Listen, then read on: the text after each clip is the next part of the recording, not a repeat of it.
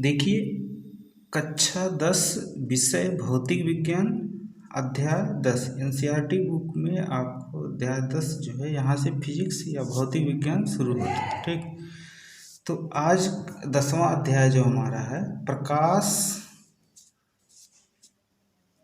और परावर्तन और अपवर्तन, यानी प्रकाश का परावर्तन और अपवर्तन अध्याय 10वां है। इसमें जो हम टॉपिक पढ़ेंगे, पहला टॉपिक पढ़ेंगे प्रकाश क्या है, प्रकाश की प्रकृति क्या है, प्रकाश का परावर्तन क्या होता है, प्रकाश का अपवर्तन क्या होता है, प्रकाश की किरण के बारे में पढ़ेंगे, प्रकाश की छाया कैसे बनती है, दर्पण के बारे में पढ़ेंगे कि दर्पण क्या होते हैं, कितने प्रकार के, इसके बोर्ड में किस तरह से प्रश्न पूछे जाते हैं, गोलीय दर्पण के बारे में पढ़ेंगे, अवतल दर्पण के बारे में पढ़ेंगे, उत्तल दर्पण के बारे में पढ़ेंगे, ध्रुव, वक्रता केंद्र, वक्रता त्रिज्या, मुख्य अक्ष, मुख्य फोकस, फोकस दूरी, द्वारक, दर्पण सूत्र, लेंस, लेंस की क्षमता, सभी अभ्यास प्रश्नों का उत्तर। यानी कि जो एनसीईआरटी की बुक में आपके पीछे और बीच बीच में जो अभ्यास प्रश्न दिए हैं, हम लोग उसका भी एक एक प्रश्न का डिटेल में अध्ययन करेंगे। और मेरा आपसे अनुरोध है कि आप एनसीईआरटी बुक एक बार ज़रूर पढ़ें, वीडियो देखने के बाद एनसीईआरटी बुक ज़रूर पढ़ें, और जो प्रश्न आपके मन में है उसे आप पूछ सकते हैं, और उत्तर लिखने का अभ्यास करें। जो एनसीईआरटी बुक में बीच बीच में दिया गया है प्रश्न, से आप उत्तर लिखने का अभ्यास करें और रिवीजन करें, तो आपको बहुत अच्छे से बेहतर तरीके से समझ में आ जाएगा। तो आज हम पढ़ेंगे पहला टॉपिक हम प्रकाश। प्रकाश एक प्रकार की ऊर्जा है। ऊर्जा जो होता है इसे इंग्लिश में कहते हैं एनर्जी। ऊर्जा वह शक्ति होती है जिससे हम कोई कार्य कर सकते हैं, जैसे ध्वनि ऊर्जा हो गई, विद्युत ऊर्जा हो गई। उसी तरह से प्रकाश भी क्या है, एक प्रकार की ऊर्जा है जो विद्युत चुंबकीय तरंगों के रूप में संचारित होता है। यानी ये जो गमन करता है ये तरंग के रूप में गति करता है। इसका ज्ञान हमें आँखों द्वारा प्राप्त होता है, आँखों द्वारा प्राप्त होता है, आँखों द्वारा प्राप्त होता है। इसका मतलब जो आँख जो है हमारी, ये संवेदी अंग है। यानी प्रकाश के लिए संवेदना जो होती है हमारी आँखों पे पड़ता है। यदि आप आँख बंद कर लें, मान लीजिए, तो कोई टार्च जलाए बाहर या आप रोशनी में रहें तो आपको पता नहीं चलेगा। जैसे मान लो जो अंधे व्यक्ति होते हैं, अंधा व्यक्ति, उससे प्रकाश का ज्ञान नहीं होगा। तो हमारी जो संवेदी अंग होती हैं, जैसे नाक, कान, आँख, त्वचा और जिह्वा, ये हमारी 5 संवेदी अंग होती है। नाक जो है ये गंध को सुनता है, गंध, और कान जो है ध्वनि को, आँख प्रकाश को, त्वचा है जो टेम्परेचर, गर्म ठंड, जिह्वा जो है स्वाद को, टेस्ट, स्वाद का ज्ञान करता है। तो आँख जो है हमारी ये प्रकाश के लिए संवेदी अंग है। प्रकाश जो सोर्स होता है, प्रकाश सोर्स, मान लीजिए एक टार्च है, ये प्रकाश सोर्स है, यहाँ से प्रकाश निकलेगा। और मान लो यहाँ कोई वस्तु है, एक गेंद पड़ी है, गेंद, और आप यहाँ हो, ये मान लो आपकी आँख है, तो प्रकाश इस पे पड़ेगा और फिर रिफ्लेक्ट होके आपके आँख की रेटिना पे पड़ेगा।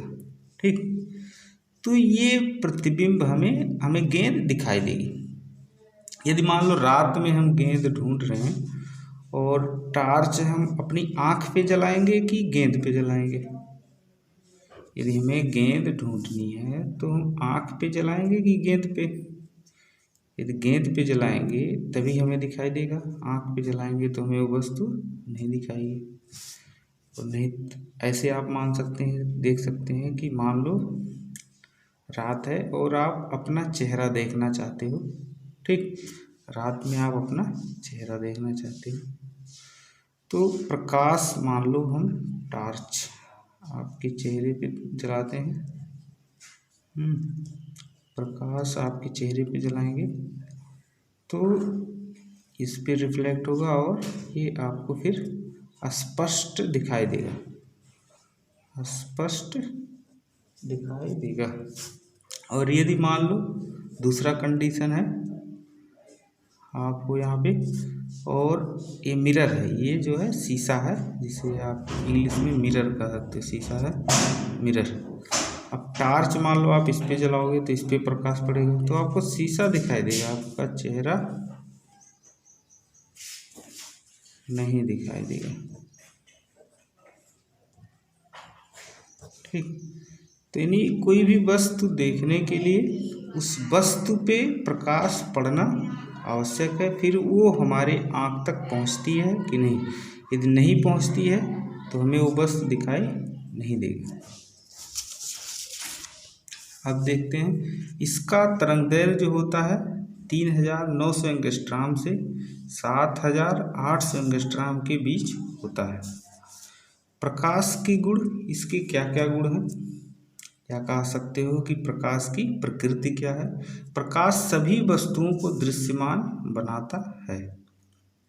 यदि प्रकाश ना हो तो हम कोई वस्तु देख नहीं सकते। दृश्यमान का मतलब है विजुअल कह सकते हैं, कि वो हमें दिखाई दे। प्रकाश का मार्ग सदा सीधा एवं सरल होता है। प्रकाश का जो मार्ग होता है सदा सीधा एवं सरल होता है, यानी कह सकते हैं प्रकाश सीधी रेखा में गति करता है। निर्वात में प्रकाश की चाल 3 × 10⁸ मीटर सेकेंड इनवर्स 1 होता है। प्रकाश को माध्यम की आवश्यकता नहीं होती है। प्रकाश को माध्यम की आवश्यकता नहीं होती है। माध्यम जैसे मान लो ठोस, द्रव, गैस, ये होते हैं माध्यम हमारे। तो ये, इसे किसी भी माध्यम की आवश्यकता नहीं होती है। जैसे मान लीजिए सूर्य है, सन, सूर्य का प्रकाश पृथ्वी पे आता है तो बीच में वायुमंडल जो होती है, यहाँ तक मान लीजिए वायुमंडल है और बीच में निर्वात होता है, तो ये पृथ्वी तक पहुँच जाती है। इसे किसी भी माध्यम की आवश्यकता नहीं होती, ठोस, द्रव, गैस, और ये निर्वात में भी गमन कर सकता है। लेकिन जैसे ध्वनि है, ध्वनि, आवाज़ कह सकते हो, साउंड इंग्लिश में कहेंगे, तो इसे निर्वात की आवश्यकता नहीं होती।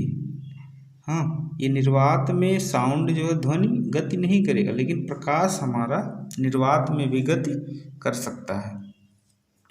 ध्वनि को माध्यम की आवश्यकता होती है, प्रकाश को माध्यम की आवश्यकता नहीं होती है।